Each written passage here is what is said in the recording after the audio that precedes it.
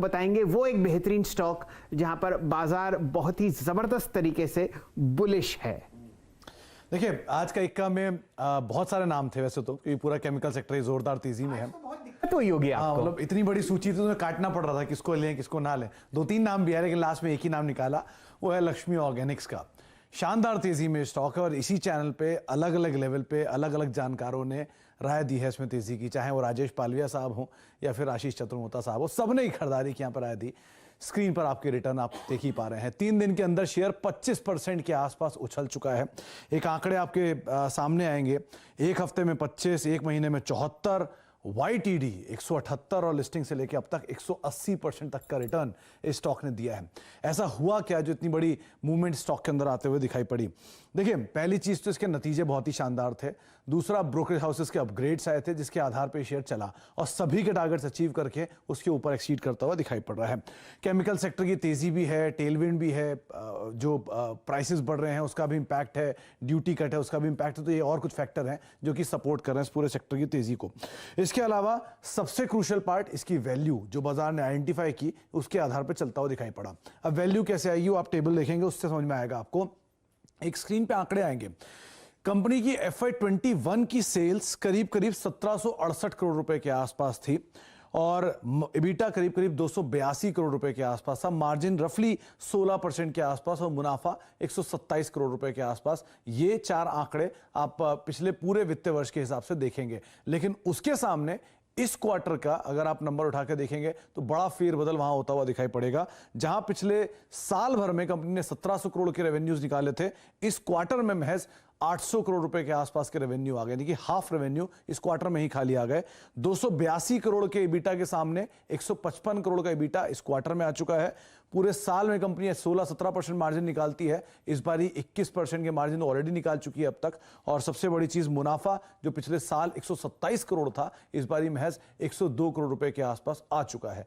ये value trailing 12 month के हिसाब से लक्ष्मी ऑर्गेनिक्स अभी भी 28 के मल्टीपल पे कामकाज कर रहा है, दीपक नाइट्राइट 30 के, जुबिलेंट इनग्रेविया 18 के और अल्काइल अमाइन करीब 70 के। तो अगर ये इतनी अच्छी वैल्यू दिखा चुका है तो हो सकता है इस सेक्टर की बाकी अंडर वैल्यूड कंपनीज जो हैं उनमें मूव आता हुआ दिखाई पड़े। तो आप जुबिलेंट इनग्रेविया के ऊपर अब यहां से नजर बना के रख सकते हैं।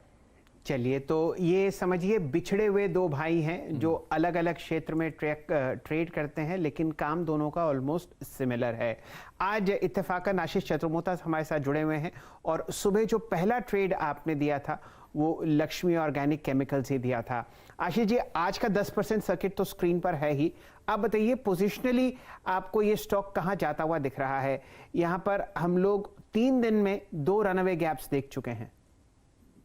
बिल्कुल, तो बिल्कुल हम इसके अंदर में जो 1-2 ट्रिगर पॉइंट्स और हैं जो मुझे लगता है जो काफी अच्छे वर्क कर रहे हैं, वो ये कि ये कंपनी अब एंटर कर रही है फ्लोरो केमिकल स्पेस के अंदर में। और फ्लोरो केमिकल की खासियत ये है शैल जी कि अगर से 3 नए API यानी एक्टिव फार्मास्यूटिकल इंग्रेडिएंट्स आ रहे हैं तो उनमें से एक API फ्लोरो केमिकल बेस्ड API के अंदर बन रहा है। साथ ही साथ एग्रोकेमिकल में भी जो इंक्रीमेंटल 50% इंक्रीमेंटल नए एग्रोकेमिकल्स बन रहे हैं वो भी फ्लोरो मॉलिक्यूल के बेसिस पे बन रहे हैं। और इस सेगमेंट के अंदर में लक्ष्मी ऑर्गेनिक्स एंटर हो रही है, तो ये भी एक बहुत बड़ा ट्रिगर इस कंपनी के अंदर बना हुआ है, जिसके चलते मुझे लगता है स्टॉक 500-520 की जो भाव है उसको छू सकता है। तो बहुत ही बेहतरीन होगा। और अच्छी बात है कि हमने इस स्टॉक को आज अभी तो नहीं, हमने इसकी शुरुआत से जब ये लिस्ट हुआ है 186-187 से इसके ऊपर रिकमेंडेशन रखी थी, तो ये बहुत ही अच्छा अभी भी मुझे बनता हुआ नजर आ रहा है। और आज सुबह हमने जुबिलेंट इंग्रेविया पे भी बात की और जैसे अभी बात चल रही थी कि 18 के PE मल्टीपल पे, तो यहाँ पर पे भी वापस एक डी रेटिंग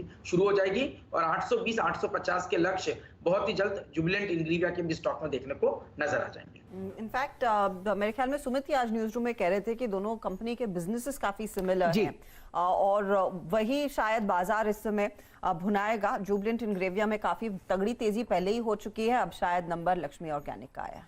तो ऐसा करते हैं डायरेक्टर साहब, जरा आप जो बहुत बढ़िया वो ग्राफ बनाते हैं ना कंपैरेटिव, तो पिछले 3 महीने का बना के दिखाइए हमारे दर्शकों को, लक्ष्मी ऑर्गेनिक का और जुबिलेंट इंग्रेविया का। और हर्षदा जी वाली बात आपको एकदम समझ में आ जाएगी।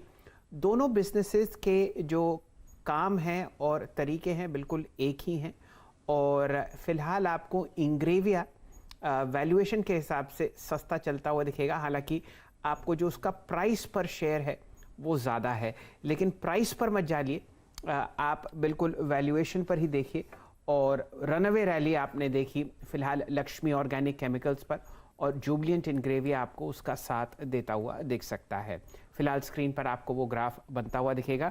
तब तक ऐसा करते हैं, कोशिश करते हैं यहाँ पर, जी हाँ ये देखिए, एक महीने में आपने 3 महीने में आपने लक्ष्मी ऑर्गेनिक्स में 100% से ज़्यादा का रिटर्न दिया है लिस्टिंग से, और जुबिलेंट इंग्रेविया आपको बढ़ता हुआ दिखा है 57%। बाकी हम सबसे ज़्यादा चतुर आप लोग हैं, कोई चीज़ 100% बड़ी हो और दूसरी 57, तो आपको रिलेटिव कैचअप होता हुआ दिखता है। जुबिलेंट इंग्रेविया फिलहाल यहाँ पर बुलिश होते हुए हमारे मित्र श्री आशीष चतुर्मोदा साहब। अब ऐसा करते हैं, जोड़ते हैं यहाँ पर यतिन जी को। ऑल